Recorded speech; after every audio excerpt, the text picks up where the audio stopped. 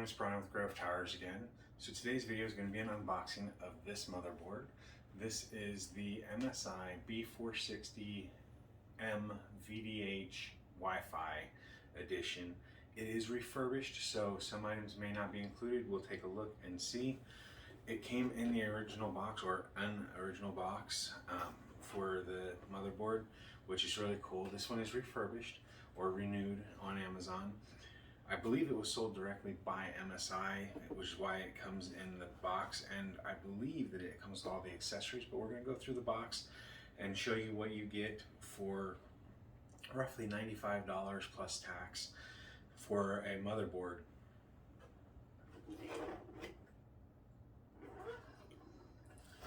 So now this is the B460 chipset, so it is for the 10th and 11th gen CPUs. You get your CPU driver disk. You get your I/O shield, which is really important.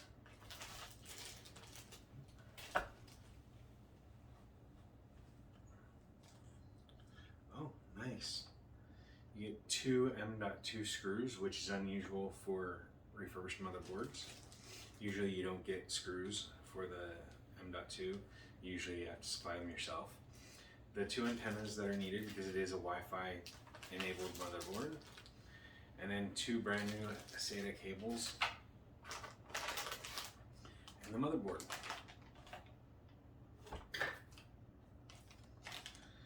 So let's take a look at the motherboard to see if it's one that you would like for your system. Now, like I said, this one here is $95 plus tax. This motherboard does have Wi-Fi built in, which is one of the big draws to it. Otherwise, I wouldn't recommend a B series board for almost 100 bucks, because just over $100 for a few dollars more, you can get the Z series boards, which are better for overclocking, but I'll explain why I went with this one as we go through it. So one of the reasons that I got this one is it has 4 DIMMs, so you can put 4 sticks of memory in. It has a socket 1200, LGA 1200 socket, so that it's capable of running 10th or 11th gen CPUs. I believe it does need an update to the BIOS for 11th gen, so make sure that you either get one that's already updated or be ready to update it with an older 10th gen CPU if you're going to run an 11th gen.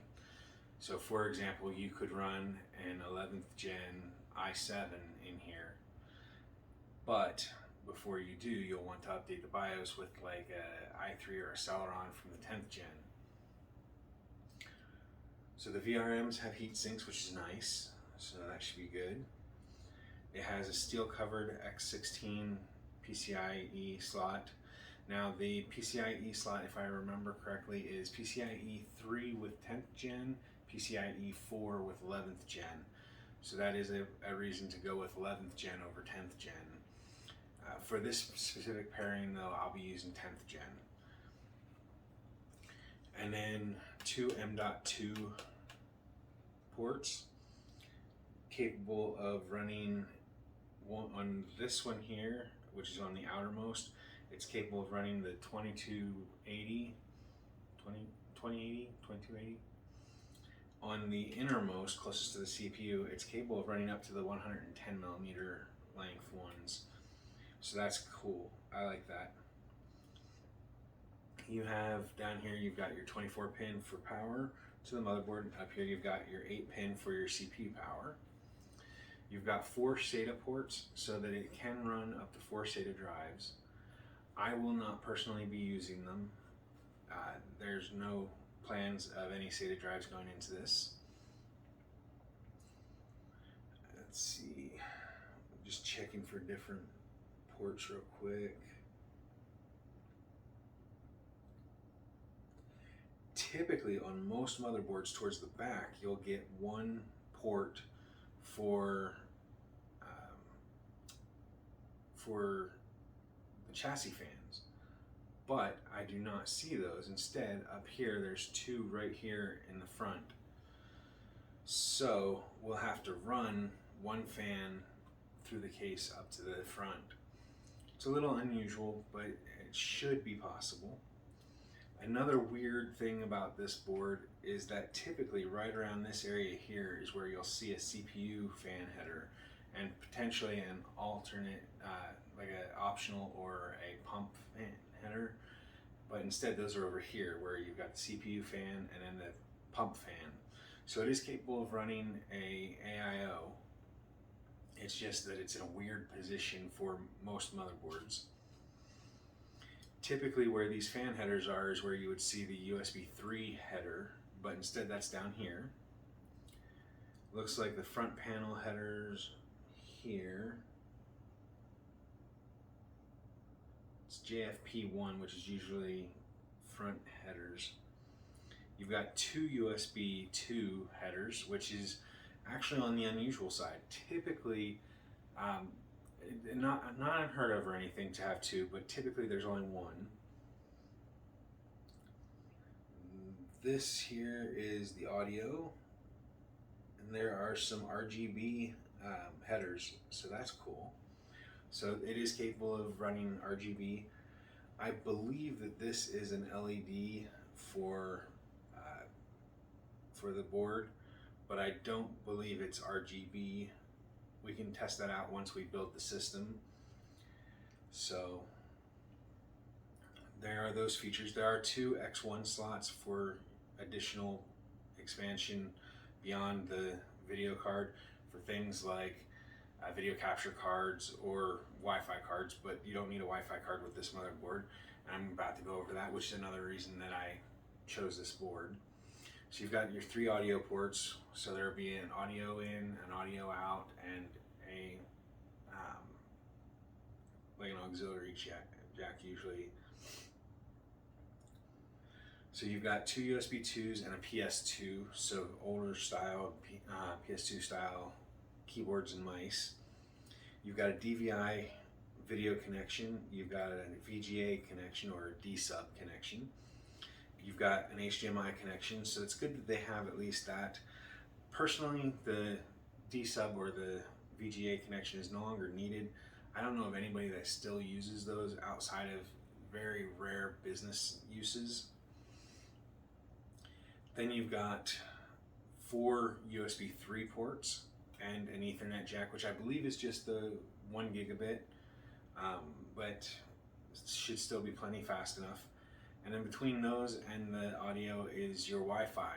So you've got Wi-Fi and Bluetooth built in, which is another huge reason that I went with this board over a slightly more expensive but no Wi-Fi Z series board.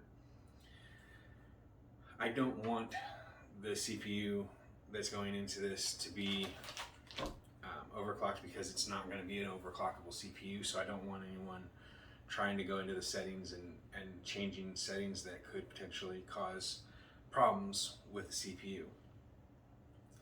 So this, with the Wi-Fi antennas, the M.2 screws, and the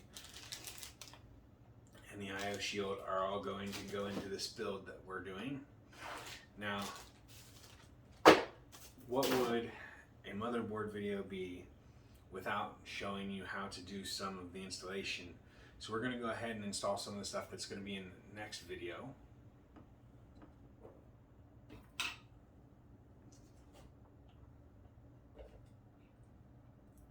So for this, we're going to end the video with some installs of some parts to prep our board for the installation into the case, which will come in our next video hopefully. And that will be a build video showing you how to build in a case with this specific motherboard. So the first thing we want to do, since this is refurbished, is we're going to check the CPU pins. They all look good. It does still have the slot cover on it. I would almost say that I expected that it was brand new, except that I did see some thermal paste on some of the stuff. So not on the CPU socket, but on one of the SATA ports, there's a little smudge of thermal paste. So aside from that, I'd say it was brand new. So we've got our RAM, we've got our CPU, and we've got our M.2 1 terabyte drive. got our toolkit for the 1 terabyte drive to be installed. So,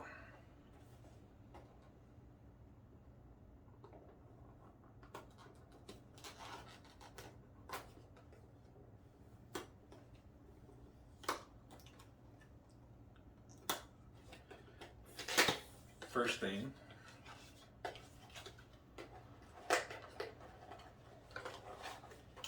we're going to install our CPU and CPU fan.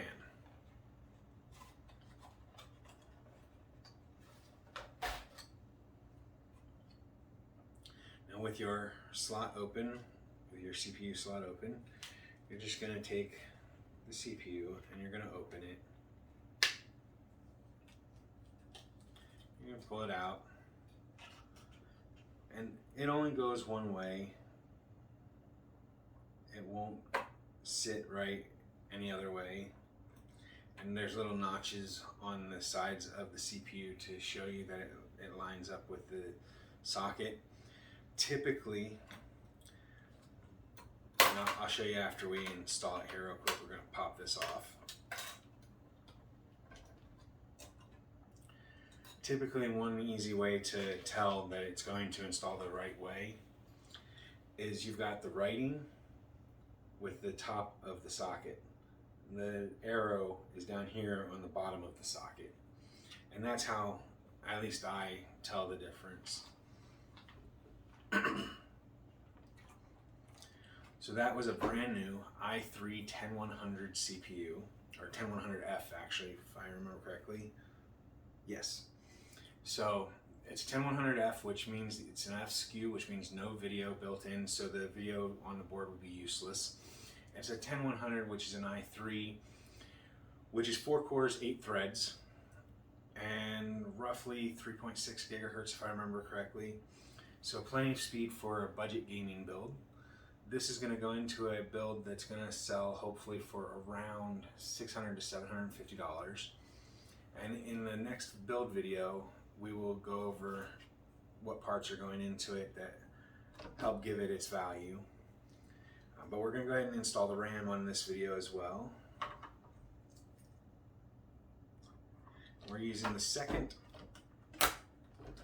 and the 4th slot. And all you do is you make sure the arms are down, you slide it into the slot, and then you press on the corners firmly but not extremely hard, and you hear clicks on both sides, and that means that it is seated correctly. Now we're going to go ahead and we're going to install the CPU fan. You don't have to do the RAM first. I did it first because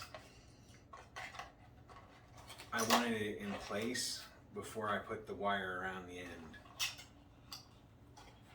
Now, on a brand new CPU cooler that comes with the i3 10100F, it comes with pre-applied thermal paste. So I do not have to worry about thermal paste on this installation.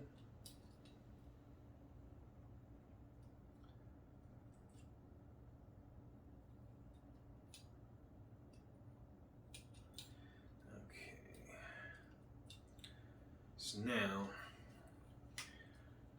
this one's going to be a little bit weird because the position of the header. For this, because it does have Intel written on it on a sticker that does not move with the fan, I'm going to place it in with that sticker up because it will drive me, if not others, insane with it upside down. That's the installation right there. It's that easy, 4 little clicks, done. And you can test it by pulling it up and noticing that it does not move or come off. That's how you can tell that it's in place correctly.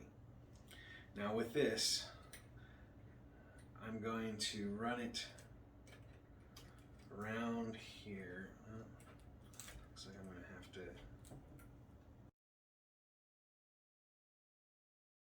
trying to get it just over this, and then I'll show you what I did. Okay, so what I did is I ran the cable around the RAM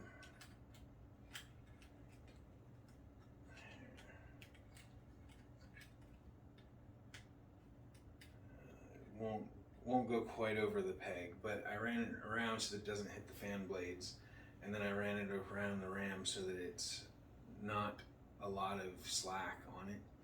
In this specific instance, there isn't a lot of slack to begin with, but I don't want those cables over top of the RAM where it's going to be more visible. This way it'll be as little visibility as possible to the wiring, but they are, for lack of a better definition, mustard and ketchup cables. They're yellow, green, and black, so they are kind of eyesores. This will go into a case, and this will look a little bit nicer than if I had them going across the RAM. And then the last part of what we're going to install right now, we're going to take one of the M.2 screws.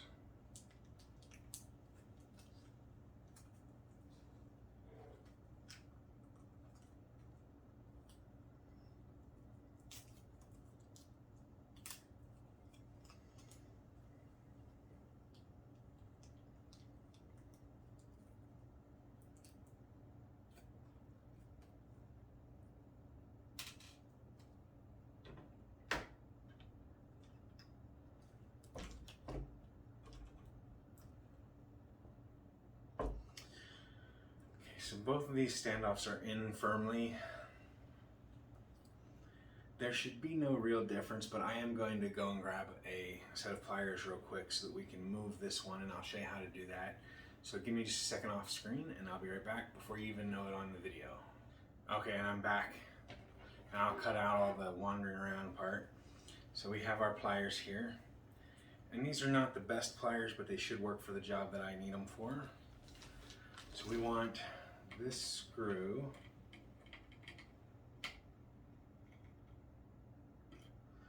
loosened. That was all I needed it for.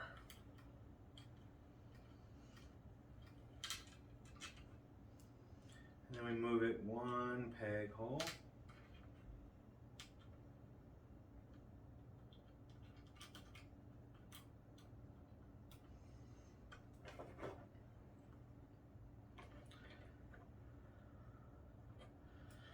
Tighten it in there.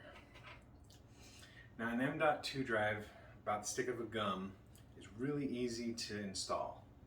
Okay? So all you do is you insert it at an angle into the drive slot. Make sure it's into place. And what I do is I hold one finger here and I press it in just to make sure. And then all we're going to do now is put it down and screw it into place. Now for that I'm going to use this trusty Hyper Tough screwdriver that I've been using now for years. You've probably seen it in other videos. This is just a Walmart special for like 10 bucks. It's nothing, special. It's nothing to write home about.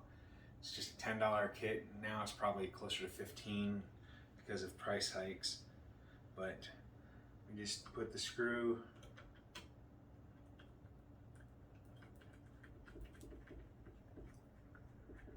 in using a Phillips head screwdriver.